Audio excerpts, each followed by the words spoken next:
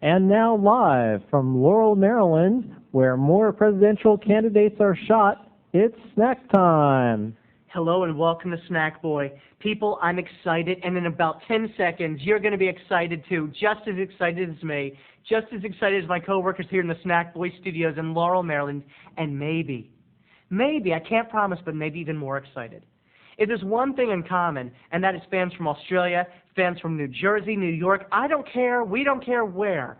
There's one thing we all have in common. It's one thing that unites this land of ours, and that is insanity. So now, I'm inspired. I'm going to begin today, the first, and I don't know how long a series, it might be 3 episodes, it might be 4. We're going to start a series called Yes, Welcome to Living in the Land of the Insane. The land of the insane. Yes, today I'm going to start. Much like Time Life Books talks about serial killers, I, Snackboy, am going to take you into the land of the insane. We all know crazy people. We've all seen them. We've all run into them on the street. We all have them in our families. They're our grandmothers. They're our bosses. They're our neighbor. They're our coworker.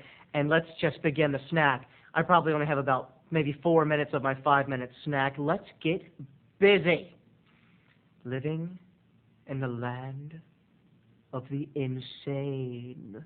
Today I'm going to tell the story about when I lived in Washington, D.C. Before I lived in Laurel, yes, I lived in our nation's capital.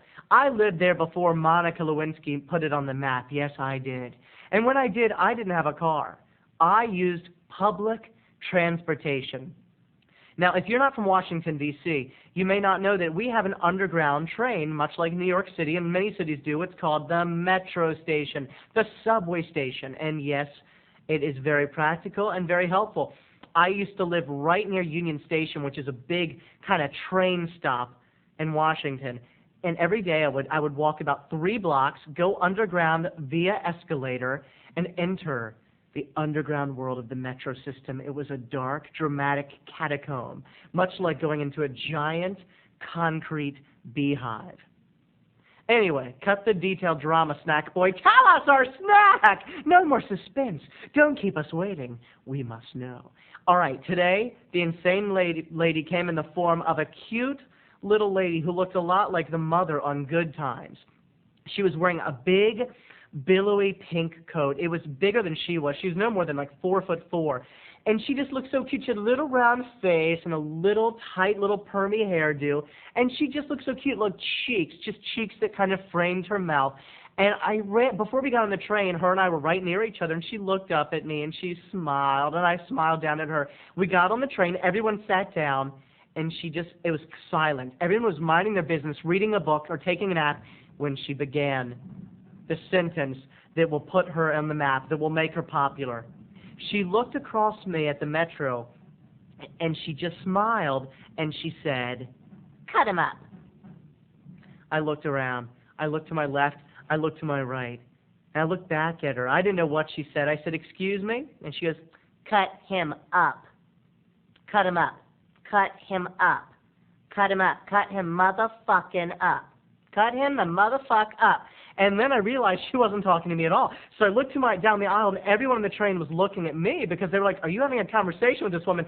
And then she really, really got mad. She was talking to no one in particular. Maybe she was talking to her very own demons.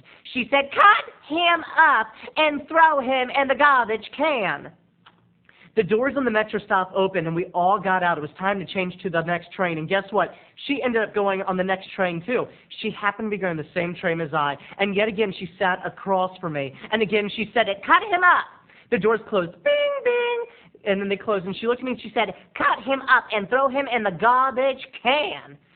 And then everyone on the train froze. And then she got into her real tirade. She goes, "Cut him up and throw him in the garbage motherfucking damn can."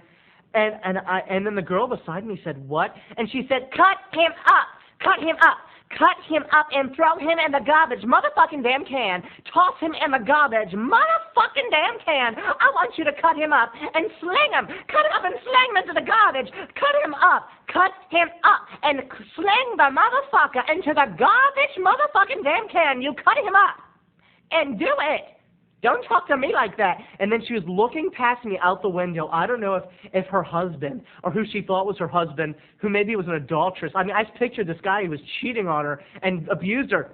And like she thought she could see him outside the window because she was like, don't look at me like that. You just get about your business. You just get to cutting him up and sling his ass into the garbage motherfucking damn can. And the doors opened. Bing, bing. Ladies and gentlemen, that's the beginning of our series on living in the land of insane.